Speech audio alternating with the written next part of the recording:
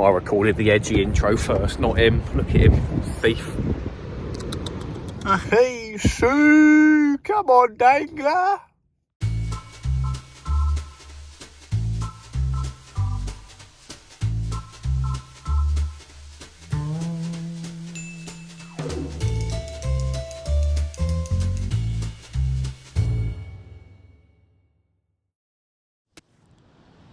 Evening everyone, and welcome back to the Fishing with Matt channel. So today we're down Branksome Chine with good old South Coast Dangler, and I'm going to be giving it a go for the bass, the rays and maybe some flatfish. So stick along and hopefully we can have an amazing session and potentially pull out a nice big bass out of the surf behind us. So yeah, stay tuned as I said, let's get into some fish. Oh yeah! So me and Dan are visiting Poole to give it a go for the big bass as I said.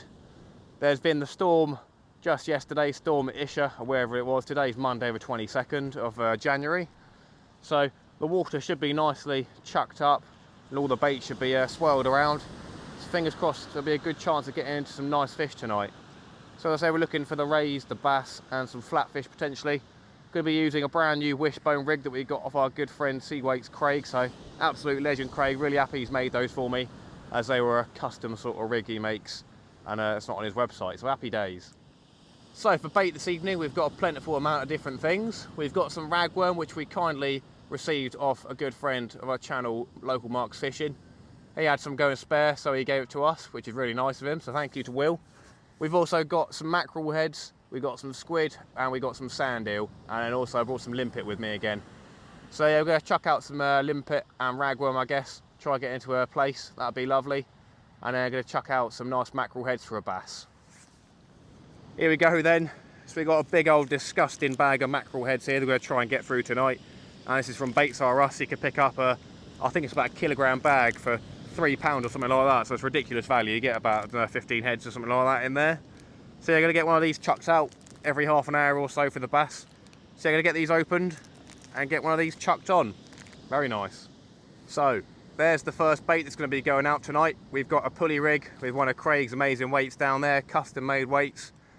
And we've got the mackerel head on there. So I've got my UV torch with me here, so I'm just going to shine up the lead there. And that's going to glow out there, depending on the colour, for about 10 minutes to probably up to half an hour with one of the whiter ones that we're going to use later on. So we've got that nice and glowed up. Going to get that chucked out and see if we can get into a bass in that lovely surf.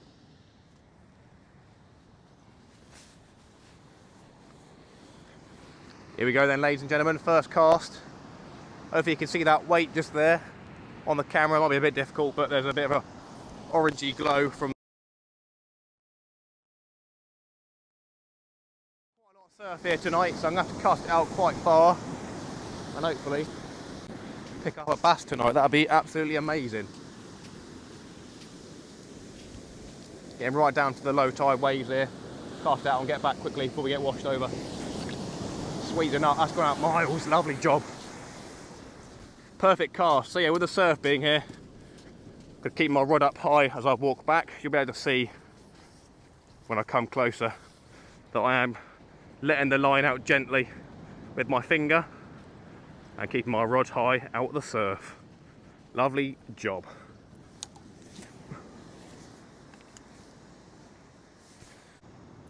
So for this bait, it's just going to be easier for me to come over to the rod.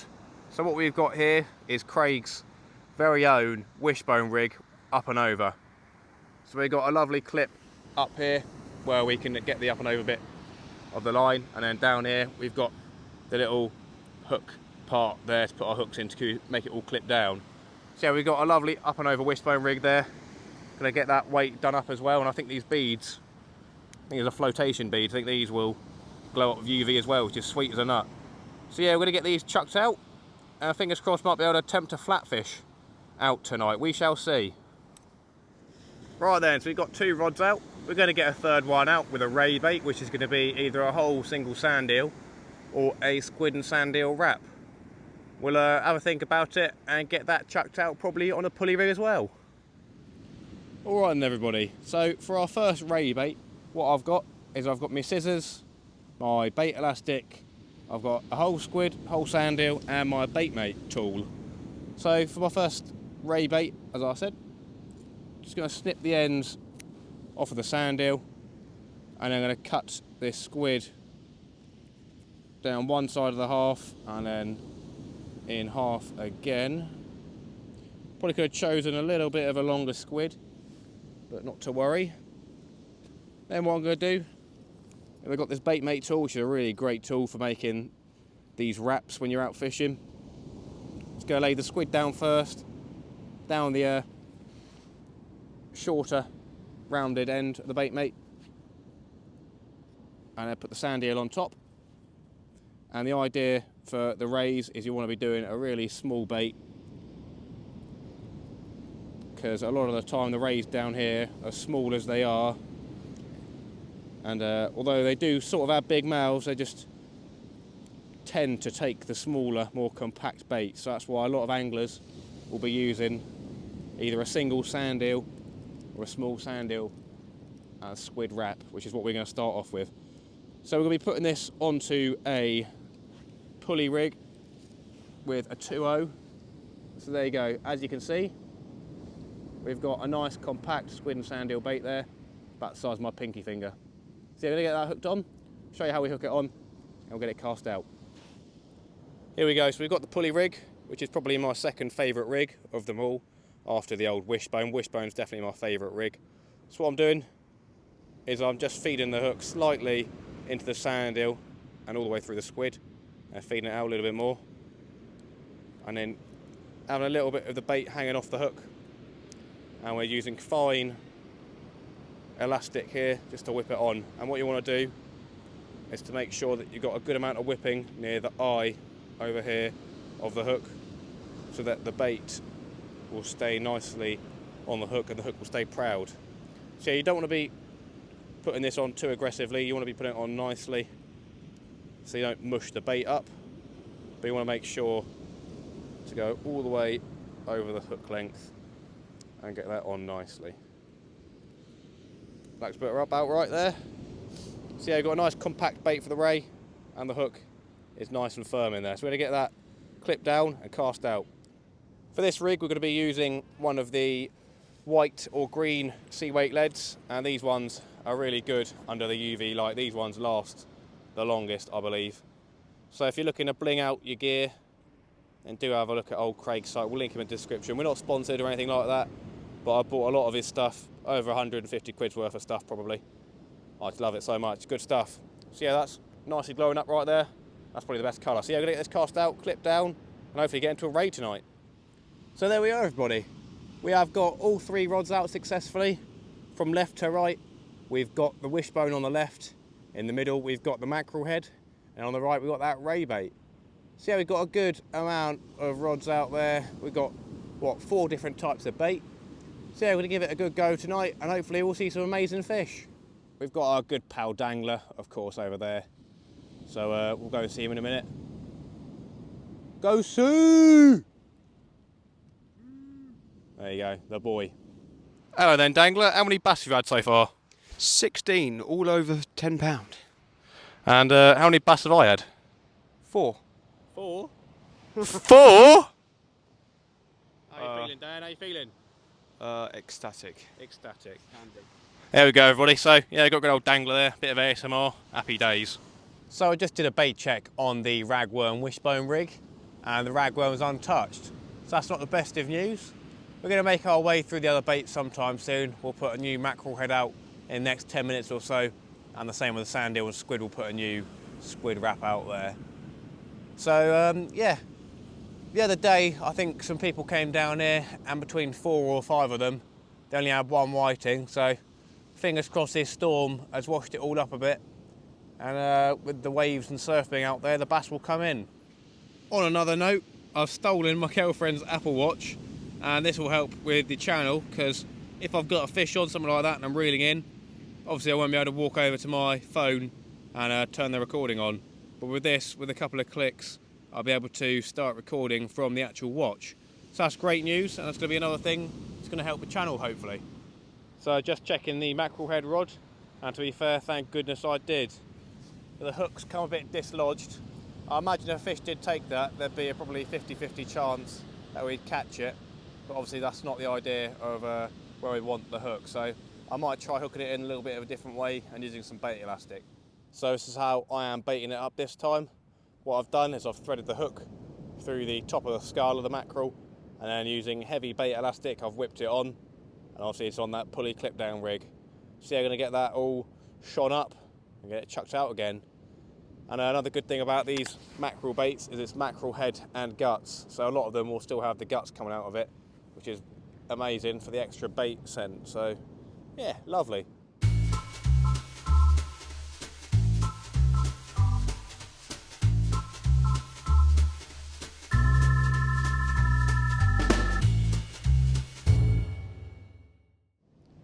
So it's currently about 6:30 and we got down here and chucked a rod out about 5:15.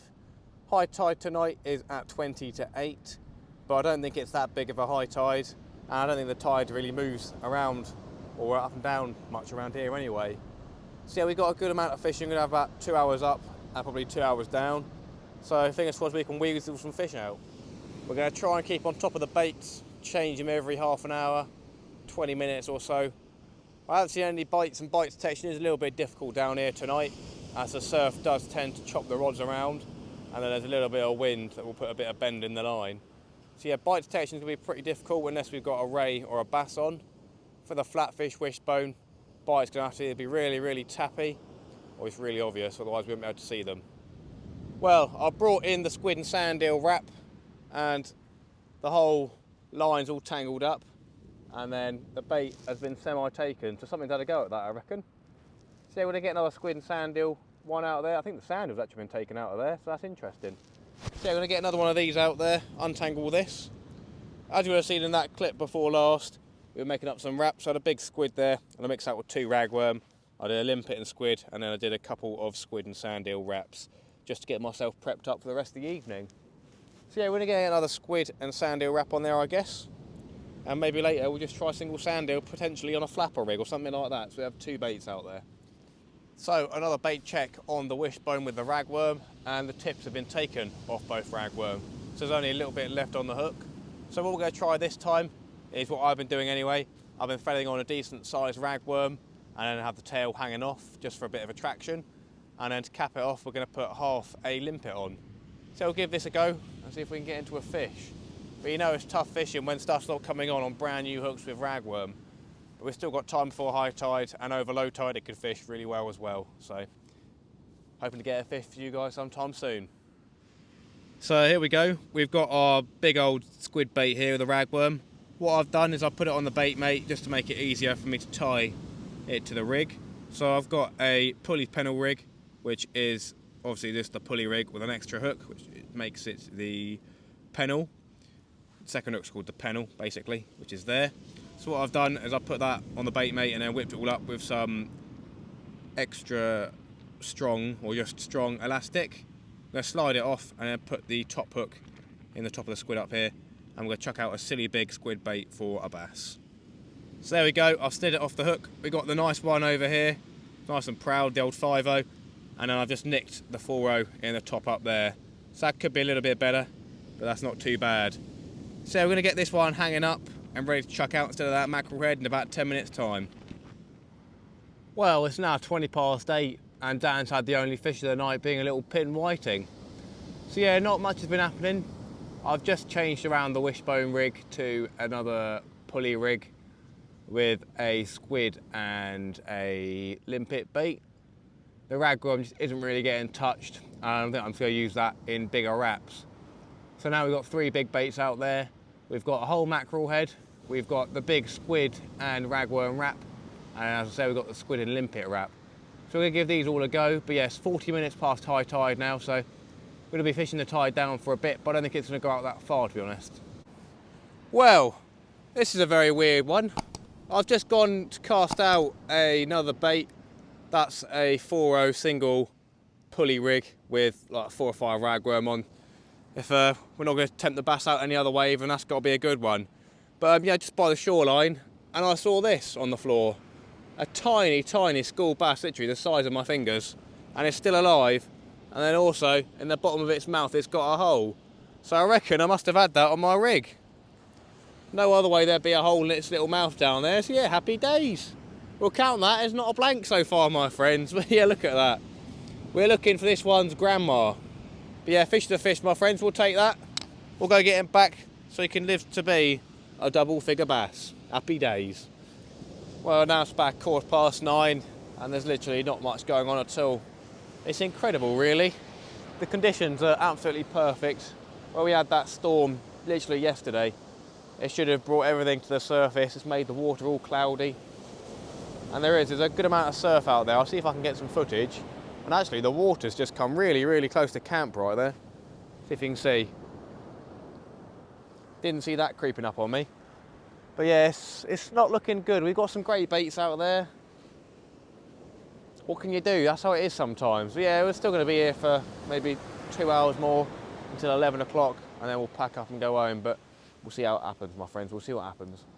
So interestingly, if I zoom in, you can see there's a tent right there. Possibly a person as well.